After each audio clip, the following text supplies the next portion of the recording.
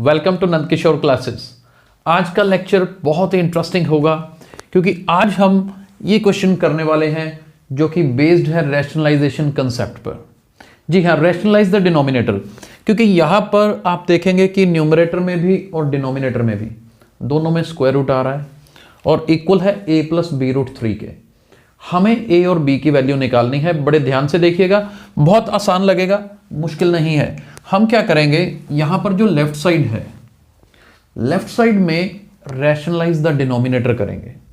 Rationalise the denominator करने का मतलब, ये ध्यान से देखिएगा, 5 plus 2 root 3 upon 7 plus 4 root 3 है हमारे पास, राइट। रैशनलाइज में क्या करते हैं, ये जो डिनोमिनेटर है ना, डिनोमिनेटर में सेंटर में देखो प्लस का साइन है, प्लस की जगह पर आप ले लीजिए माइनस और इस पूरी फ्रैक्शन को 7 माइनस 4 रूट 3 के साथ मल्टीप्लाई भी कर दिया, डिवाइड भी कर दिया। ऐसा क्यों किया अभी समझ आएगा। और राइट साइड में हमारे पास देखो same a plus b root 3 ही रहेगा। ऐसा क्यों किया, जब आप नीचे प्रोडक्ट करोगे ना, ये देखो ये बन रहा है a plus b a minus b, a plus b a minus b का फॉर्मूला बन रहा है। a plus b a minus b का फॉर्मूला मैं एक बार याद करवा देता हूं। a plus b multiply a minus b की आइडेंटिटी क्या है, a square minus b square. तो डिनोमिनेटर से स्क्वायर रूट खत्म हो जाता है। चलिए, ऊपर वाली दोनों वैल्यूज आपस में मल्टीप्लाई होंगी। ये 5 प्लस 2 रूट 3 मल्टीप्लाई हो जाएगा 7 माइनस 4 रूट 3 से। कैसे मल्टीप्लाई होगा, पहले इस 5 को मल्टीप्लाई करेंगे इस पूरी ब्रैकेट के साथ। मैं स्टेप बाय स्टेप लिख के बता देता हूं। फिर ये प्लस 2 रूट 3 को मल्टीप्लाई करेंगे अगेन 7 माइनस 4 रूट 3 के साथ। और हमारे पास डिनोमिनेटर में क्या बनेगा, ये ध्यान से देखना, a plus b a minus b, वो आइडेंटिटी लगाएंगे तो वो आइडेंटिटी क्या बनेगी, a स्क्वायर माइनस बी की वैल्यू क्या है 4 रूट 3। ये मेरे पास स्टेप बनने वाला है जी। बड़े ध्यान से आराम से देख लीजिए इसको, फिर आगे कंटिन्यू करते हैं। अब ये प्रोडक्ट करनी है हमें। मैं एक बार यहां पर ऊपर लिखूंगा प्रोडक्ट, यहां पे ध्यान से देखिएगा। 5 मल्टीप्लाई 7, अच्छा पहले इधर भी a प्लस बी रूट 3 जो एज इट इज है वो तो लिखना ही है। 5 मल्टीप्लाई 7 क्या होता है, 35। चलिए एक बार यहां लिखते हैं 35। 5 को माइनस 4 रूट 3 से मल्टीप्लाई किया, 5 4 जार 20, तो minus 20 root 3, root 3 as it is रहेगा। आगे देखिए, प्लस 2 रूट 3 को 7 से मल्टीप्लाई करना है।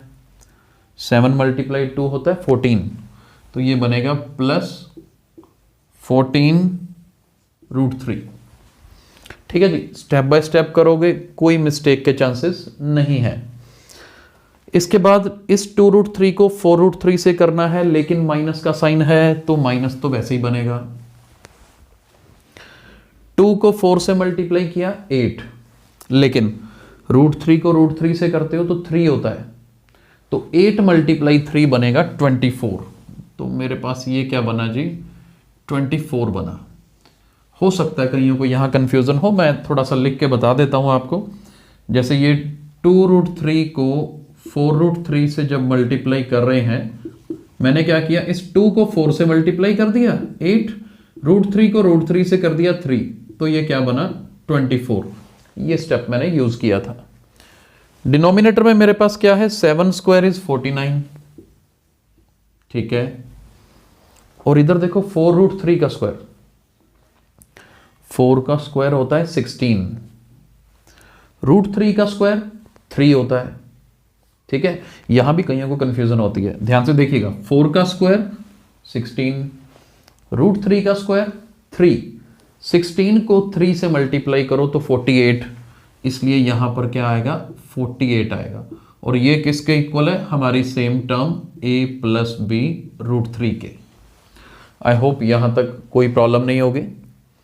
अब क्या होगा, ये देखो, अभी हम फाइनल स्टेप के नजदीक पहुंच रहे हैं। मैं यहां पर इसको इरेज कर देता हूं।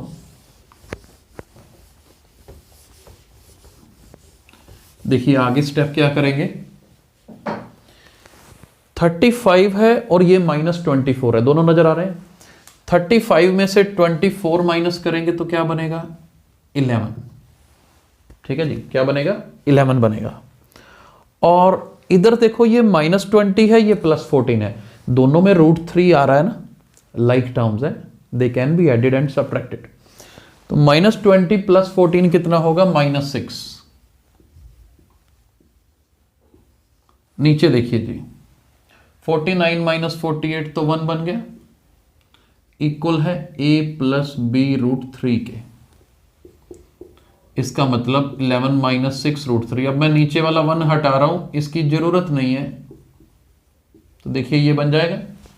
अब ऐसे क्वेश्चन में कंपैरिजन करना होता है लेफ्ट साइड और राइट साइड। यहां देखो मैं इसको एक स्टेप अगर और लिखूं तो इसको ऐसे लिख सकता हूं, 11 + -6 देन √3। कंपैरिजन आसान हो जाएगा। अब आप इन दोनों को कंपेयर करिए, लेफ्ट साइड और राइट साइड को।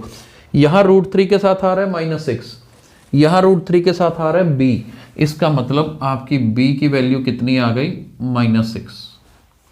और आगे a की जगह पर लेफ्ट साइड में क्या है? 11, तो a = 11। इस तरह से लेफ्ट साइड और राइट साइड को कंपेयर करके, इक्वालिटी देखकर कि बीच में इक्वल का साइन है तो लेफ्ट और राइट सेम है, वो एनालाइज करके मैं a को 11 और b को क्या बताऊंगा? -6 बताऊंगा। तो ऐसे क्वेश्चन रैशनलाइज कंसेप्ट वाले बहुत इंपॉर्टेंट क्वेश्चंस होते हैं, डिफरेंट कंपेटिटिव एग्जाम्स में भी, या फिर यूजली 8th 9th क्लास से स्टार्ट हो जाते हैं, इस तरह के क्वेश्चंस एग्जाम में आते हैं। तो आई होप ये कंसेप्ट सबको समझ आया होगा। अगर आपको ये वीडियो पसंद आया है तो इसे लाइक और शेयर जरूर करिए। Thank you so much.